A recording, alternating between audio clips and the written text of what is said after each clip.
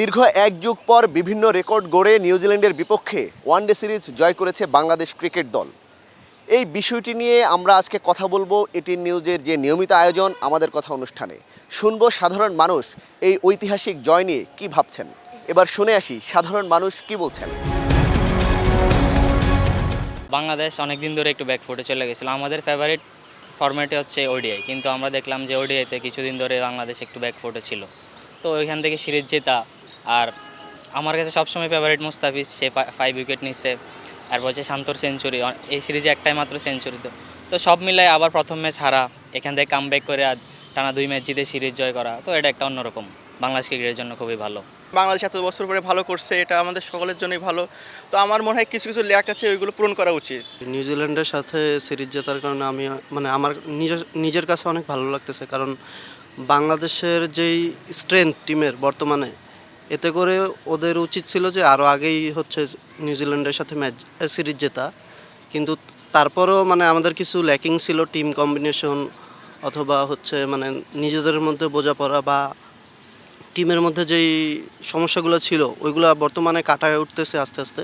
তো এতে করে মনে হচ্ছে যে সামনে আরও আমাদের টিম আরও ভালো করবে আর কি। ভালো খেলছে, খুব ভালো লাগলো। অনেকদিন পর নাজমুল হোসেন শান্ত সেঞ্চুরি করলো, তারপর সব মিলিয়ে অনেক ভালো লাগছে আর কি। অনেকদিন পর নিউজিল্যান্ডের সাথে একটা সিরিজ জিতলো, ত্রিদেশীয় ওয়ানডে সিরিজ। সামনে আরও একটা টি20 সিরিজ আছে, আশা করি ওইটাও ভালো খেলবে। বাংলাদেশের দল জিতছে, আমরা অনেক খুশি, কারণ অনেক দিন পরে সিরিজ জিতে হয়েছে। শান্ত অনেক দিন পরে ফর্মে এসেছে, সেঞ্চুরি করছে, মোস্তাফিজও ভালো বল করছে। আমরা সব কিছু মিলে বাংলাদেশের টিমের প্রতি আমরা অনেক খুশি। ঠিক আছে, সামনের দিনগুলো জানি আরও ভালো করে, আমরা এই প্রত্যাশা রাখি। আমাদের কথায় কক্সবাজার থেকে স্বাগত জানাচ্ছি, আমি অর্পণ বড়ুয়া। নিউজিল্যান্ডকে 55 রানে হারিয়ে ম্যাচের সাথে সিরিজও জিতলো বাংলাদেশ। আজকের আমাদের কথায় জানবো এই বিষয়ে কক্সবাজারের সাধারণ মানুষ এবং ক্রীড়াপ্রেমীরা কি বলছেন। এই সিরিজ যেটা আসলে খুবই স্বস্তিদায়ক এবং আনন্দদায়ক, এবং এছাড়া আরও আমরা আশা রাখতে পারি যে 2027 সালের যে আসন্ন বিশ্বকাপ, এই বিশ্বকাপের জন্য এটি খেলোয়াড়দের মধ্যে একটা আত্মবিশ্বাস যোগাবে। এবং আমি খেলোয়াড়দের বিষয়ে একটা জিনিস বলতে চাই, সেটা হচ্ছে বিগত যে ম্যাচগুলো দেখলাম, ওই ম্যাচগুলোতে বোলারদের যে ভালো করার যে ধারাবাহিকতা, ওই ধারাবাহিকতাটা যদি ব্যাটাররাও যদি বজায় রাখতে পারে, তাহলে আশা করি আগামী যে আসন্ন যে ম্যাচগুলো আছে, টি20 ম্যাচগুলো, এগুলো তো আশা করি অনেক ভালো করবে। এটা আসলে অত্যন্ত আনন্দের বিষয় আমাদের জন্য। এই প্রচণ্ড তাপদাহে একটা স্বস্তির এবং শান্তির খবর হলো, বাংলাদেশ দীর্ঘ 13 বছর পর 2013 সালে নিউজিল্যান্ডের বিপক্ষে বাংলাদেশ সিরিজ জিতেছিল। ঠিক 13 বছর পর আবারও গতকাল বাংলাদেশ নিউজিল্যান্ডের বিপক্ষে সিরিজ জয় করেছে, সেটার জন্য আমরা অত্যন্ত আনন্দিত।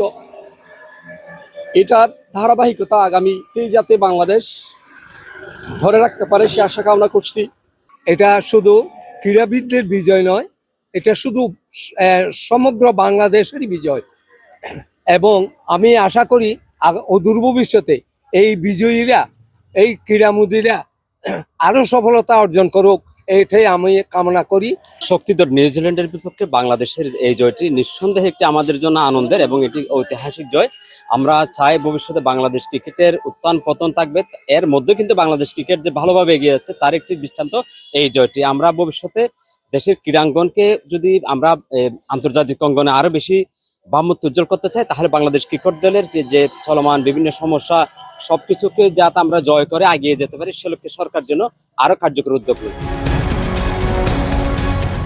নিউজিল্যান্ডকে 55 রানে হারিয়ে ম্যাচের সঙ্গে সিরিজও জিতেছে বাংলাদেশ। এটিএন নিউজের নিয়মিত আয়োজন আজকের আমাদের কথা শুনবো। এ বিষয়ে কি বলছেন সিলেটের ক্রীড়ামোদী মানুষজন। সম্প্রতি যে নিউজিল্যান্ডের বিরুদ্ধে বাংলাদেশ সিরিজ জিতেছে, এতে আমাদের নতুন করে আমাদের আনন্দ উচ্ছ্বাসটা আর একটু বেড়ে গেছে। ক্রিকেটের প্রতি আমাদের যে চাওয়া থাকে, সেই জায়গা থেকে বাংলাদেশ কামব্যাক করেছে।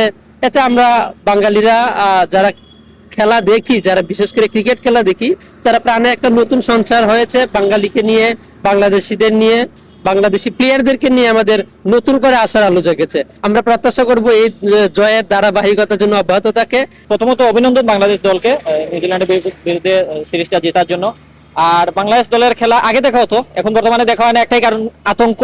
কারণ আপনি দেখবেন যে যদি আমাদের টপ অর্ডার ভালো করে মিডল অর্ডার অনেক খারাপ করতেছে, অথবা মিডল অর্ডার ভালো করলে টপ অর্ডার খারাপ করতেছে, তারপরেও যদি নিউজিল্যান্ডের সাথে ম্যাচটা সিরিজটা জিতে হয়, আমি বাংলাদেশ দলকে অভিনন্দন জানাতে চাই এবং আশা রাখবো এই ধারাবাহিকতা অব্যাহত থাকবে। বাংলাদেশ দল নিয়ে বলতে গেলে প্রত্যাশা বলতে গেলে যে মিডল অর্ডার তো অনেক ভালো খেলছে, মানে অনেক আমরা এক্সপেকটেশন অনুযায়ী থেকে অনেক ভালো খেলছে।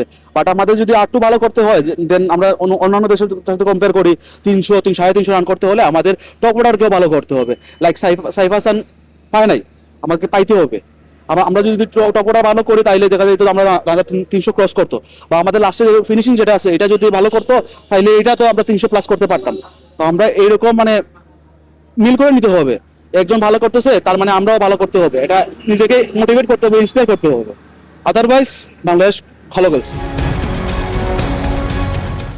দর্শক, এই ছিল আমাদের কথা অনুষ্ঠানের আজকের পর্বে। দেখা হবে অন্য কোনো পর্বে অন্য কোনো বিষয় নিয়ে।